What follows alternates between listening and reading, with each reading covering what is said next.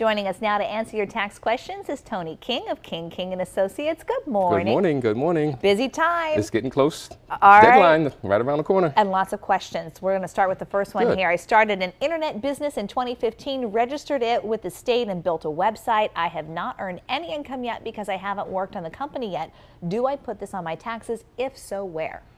Sure. You can deduct your startup costs when you form a new business, and you would use a Schedule C, and Schedule C is attached to your 1040. So although you haven't generated any income as yet, you still can deduct your initial startup cost. All right. This next person wants to know, can estate taxes paid be deducted on the 1040?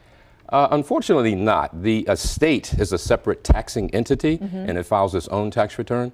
So you cannot commingle the taxes of the estate with your personal 1040. So you cannot deduct estate taxes. Okay, this next person had a death in their family. My mother-in-law passed away last year, and my husband's siblings split the proceeds from the sale of her house. How should that be reported on my taxes?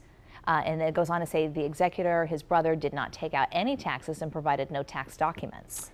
Well, that's similar to the preceding question regarding an estate, which should have happened, that the sibling or the surviving children should have created an estate for the mother, for the deceased mother.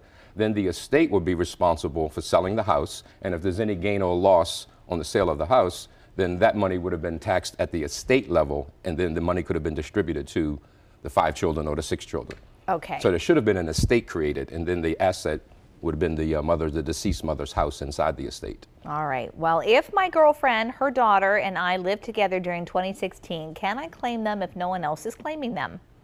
Unfortunately not. This particular situation, there has to be a relationship test and a support test in order to claim someone as a dependent. And there's no relationship here because there's no blood relatives here. Okay, so that's a no. Okay.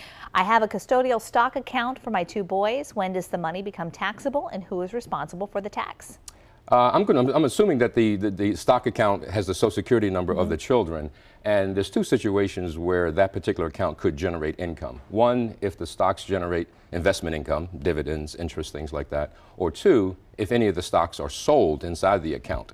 That's what's going to trigger a taxable event. And if it's in the Social Security number of the kids, then more than likely the kids will not have to file a tax return because the investment income does not exceed a certain amount. All right, volunteering question. I volunteered for a 501c3 animal rescue, and at the end of January I fell, fractured my shoulder and a knee chasing a foster dog who got loose. I've incurred nearly $2,000 in medical copays so far. Are those expenses tax deductible? Good question. Sure. All medical expenses are deductible. Insurance premiums, copays, doctor's visits, eyeglasses. But in order to be deductible, your medical expenses must exceed 10% of your adjusted gross income. So if somebody who's making $50,000 a year, the first $5,000 of out-of-pocket expenses would not be deductible. So depending on where this $2,000 fall within that income range. But yes, on Schedule A is attached to Form 1040, and Schedule A is where you report your medical expenses. All right, what are you hearing in terms of how fast refunds are coming back to people? Slow. For some reason, it's slow.